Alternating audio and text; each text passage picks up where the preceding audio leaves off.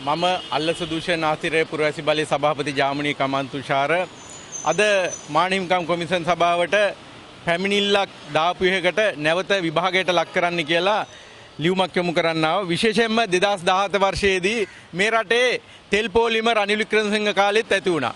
ඒ තෙල් පොලිම ඇති වෙන කාලේ මිනිස්සුන්ට තෙල් ගහ ගන්න විදියක් නැතුව සතියක් විතර පෝලිං වල ඉන්නකොට මමද ඒ පොලිමේ වාහනයක් තියාගෙන තෙල් ගහන්න ඉන්නකොට කිලෝමීටර භාගයක විතර ජනතාව පොලිමේ ඉන්න වෙලාවේ මේ රටේ පොලිස් නිලධාරීන් රථවාහනංශයේ පොලිස් නිලධාරීන් 3 දෙනෙක් සමග අධිසුපෝභෝගී කාර් රථයක් කළුතර ප්‍රදේශයේ ප්‍රසිද්ධ ව්‍යාපාරිකයෙක්ගේ පුතෙකුට තෙල් ගහන්න අත්‍යවශ්‍ය සේවාවේ තියෙන තෙල් ගහන්න ආවා.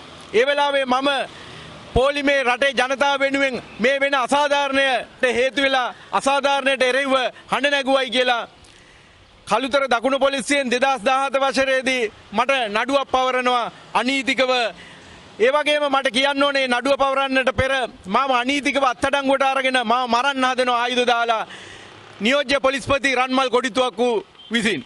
ඒකට එරෙහිව ඔහු එහෙම මාව අත්අඩංගුවට අනීතිකව ගන්න බැරි වෙලා මට තව කියන්න ඕන ඇතුළෙන් පොලිස් නිලධාරියෙක් උඹ අත්අඩංගුවට ගන්න යනවා උඹ ඔය කියන තැනට යන්න එපා කියලා ඉවරලා මට කියනවා මම සේවය කරන ස්ථානය වලට මම කොන්ත්‍රාත්කරුවෙක් වශයෙන් සේවය කරනකොට මහට කොන්ත්‍රාත්තුවක් බාර දෙන්න කියලා යම් ස්ථානයකට එන්න කියනවා මට ඒ යන්න හදනකොට කල් දකුණු පොලිසියේ ඇතුළෙන්ම පොලිස් නිලධාරී කවංග පොලිස් නිලධාරී උඹ අත්අඩංගුවට ගන්න හදන්නේ උඹ යන්න එපා කියනවා. ඇත්තටම මාව අත්අඩංගුවට අරන් ඒ වෙලාවේ ආයුධ පෙන්නන්න යන විදියට ආයුධ වගේක් දාලා මාව මරණයට ලක් කරන්න තමයි රත් කරේ කියලා මට ආරංචි වුණා.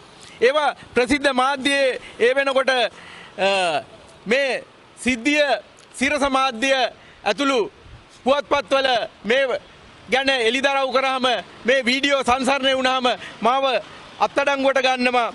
මෙන්න මේ ප්‍රසිද්ධ දිවයින පත්තරේ ඊට පහුවෙන්ද පත්තරේ යනවා ප්‍රභූවකට තෙල් ගහන්න ගිය පොලිසියට වැඩ අනාගනී කියලා. ඒ වගේම ඊට පස්සේ සතියකට මාසයකට විතර පස්සේ මෙන්න මේ මාව සියලු මාධ්‍යවලම ගියා මෙන්න මෙතන කියනවා පෙට්‍රල් අර්බුදය පැවති දිනවල කළුතර ඉන්ධනහලක සිද්ධියට තරුණික දඩයම් කිරීමට සූදානම පොලිස් ලොක්කුගේ දඩ බලපෑම් මත රන්මල් කොඩිතුවක්කුගේ බලපෑම් මත මාහට කළුතර අධිකරණයේ නඩුව යොමු කරන පැමිණිලි අංග HCR ඇලෙයිරක් 918 මහේස්ත්‍රාත් අධිකරණයේ මම මානහිමිකම්කට දාපු පැමිණිලි අංගය කළුතර මහේස්ත්‍රාත්ගේ 79/936 නඩුවක් පවරනවා. ඒ නඩුව අවුරුදු ගාණක් විභාග කළා අන්තිමට ගරු අධිකරණය මාව නිදහස් කරනවා. නිදහස් කරන වෙලාවේදී නඩුවේ තීන්දුව විශ්ලේෂණය කොට තීරණය කර ඇති පරිදි මේ නඩුවේ පැමිණිල්ල පීඩාකාරී වන හේයින් අපරාධ නඩු විධාන සංග්‍රහයේ 17 එක වගන්තිය ප්‍රකාර චූදිත වෙත වන්දි මුදලක් ගෙවන ලෙසට රජයේ නඩු ගාස්තු ගෙවන ලෙස නියම කරනවා. ඒ කියනවා පොලිසියට කියනවා ක්‍රිෂාන්ත කියන මාව බී රිපෝට් එක ගහලා අධිකරණයට යොමු කර පොලිසියේ නිලධාරියාට ලක්ෂයක් ගෙනන්න නියෝග කරනවා. හැබැයි මේක හොඳ ආදර්ශයක්. උසස් පොලිස් නිලධාරීන් කියන දේවල් පහළ පොලිස් නිලධාරීන් කරාම අන්තිමට උන් තමයි අමාරු වැටෙන්නේ. එතකොට මේ වෙනකොට අධිකරණයෙන් මාව නිදහස් කරලා තියෙනවා. එතකොට මේ රජය දැන් මේ අධිකරණය ස්වාධීන කරලා තියෙනවා.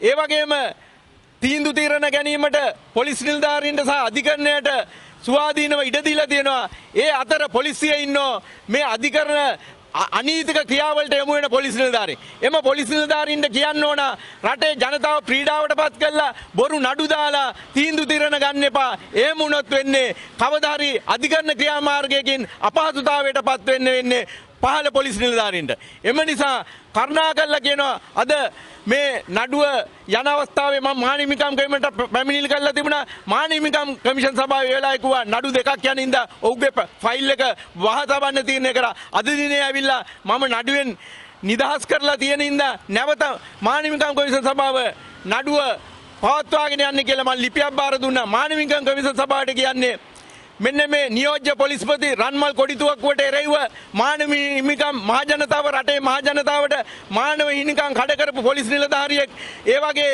චෝදනා රාශියක් තියෙන පොලිස් නිලධාරිය රන්මල් කොඩිතුවක්කුව ඔහුට එරෙහිව නීතිය ක්‍රියාත්මක කළා. ඔහුට එරෙහිව මේ රටේ ජනතාවට කරන මට කරපු අසාධාරණට එරෙහිව නීතිය ක්‍රියාත්මක කරන්න කියලා මානව හිමිකම් කොමිසම සභාවෙන් කරුණාවෙන් ඉල්ලා සිටිනවා. ස්තුතියි. ඒ වගේම මේ ප්‍රශ්නේ මැති වුණේ තෙල් අර්බුදය. තෙල් ප්‍රශ්නේ ඒ වෙලාවේ යහපාලන ආණ්ඩුව වෙලාවේ තෙල් මිල අධිකව තිබුණා. රටේ මිනිසුන්ට තෙල් ගහ ගන්න බැරුව වාහන තිබුණාට ගෙවල් වල වාහන තිබුණේ තෙල් ගහ ගන්න විදියක් නැහැ. මෙන්න මේ සිරස හිරු දෙරණ ආදී සියලු මාධ්‍යවල මේවා සංසරණය වුණා. සමාජ මාධ්‍යවල සංසරණය වුණා. මුද්‍රිත මාධ්‍යවල සංසරණය වුණා. ඒ වගේම මේ රජය අද වෙනකොට රුපියල් 300ට අඩුව තෙල් මිල අඩු කරලා තියෙනවා.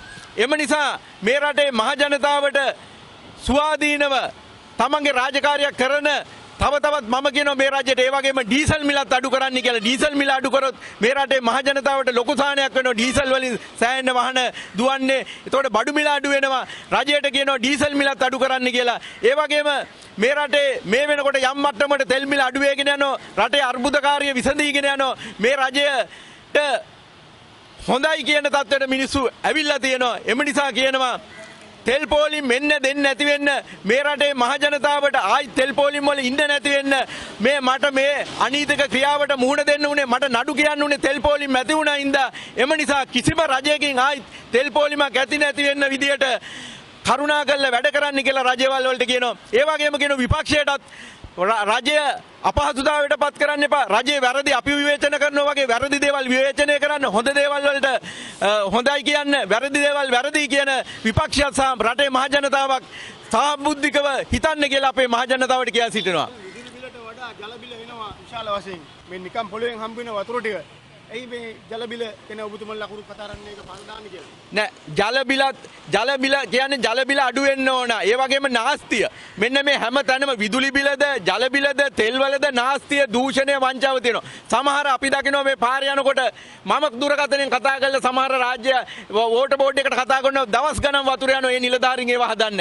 ඒ වගේ ජලය අපතේ යන්න නිලධාරීන්ගේ ඊයේ මම දැක ජනාධිපතිවරයාත් කියනවා නිලධාරීන්ගේ පඩි වැඩි කරලා තියෙනවා නිලධාරීන් හොඳ සේවයක් ලබා දෙන්න කියලා. අපි දන්නෝ රාජ්‍ය ආයතනයකට ගියාම නිලධාරීන් කරන වැඩ දැක්කම නිලධාරීන්ගේ ක්‍රියාකලාපය දැක්ක මහ ජනතාව ප්‍රකෝප වෙලා ඉන්නේ. පෞගේ දවස්වල මම දැක්ක පුටුවක් අරගෙන ඔෆිස් එකම කුඩු කරනවා මිනිස්සෙක් මාස ගාණක් ඇවිල්ලා තමන්ගේ ඒ අවශ්‍ය සහතිකයක් ගන්න බැරි වෙලා. එම නිසා ජනාධිපතිවරයා කියනවා වගේම දැන් මේ වෙනකොට පඩි වැඩි කරලා තියෙනවා නම් රාජ්‍ය නිලධාරීන් යම් මට්ටමකට සාධාරණ විදිහට හොරකම් නොකර රජය යම් පඩි නැවැඩි කිරීමක් කළා තියෙනවා නම් රටේ මහ ජනතාවට සේවය කරන්න කියලා අපි කියා සිටිනවා. ඒ වගේම ජල බිලත් අඩු කරන්න, විදුලි බිලත් අඩු කරන්න, සියලු දේවල් අඩු කළා මේ රටේ මහ ජනතාවට වාසිතාගත මේ රටේ ජීවත් වෙන්න ආස හිතන ජනතාවක් ඇති වෙන්න පිටරට ගිහිල්ලා හැමෝම පදිංචි වෙන්න හදනවා. ඒක නැති ආණ්ඩුවෙන් බලාපොරොත්තු වෙනවා මේ රටේ මේ ආණ්ඩුව මහ ජනතාවගේ ආණ්ඩුවක් කියනවා ජනාධිපතිවරයා කියනවා මහ ජනතාවගේ ආණ්ඩුවක් කියලා. මේක ඇතුලෙන් නිලධාරීන් දූෂණ වංචා තාම කරනවා. ඒකට රේව නීතිය ක්‍රියාත්මක කරන්න කියලා අපි රටේ මහ ජනතාවගේ වෙනුවෙන් ජනාධිපතිවරයා සහ ආණ්ඩුවෙන් ඉල්ලා සිටිනවා. ස්තුතියි.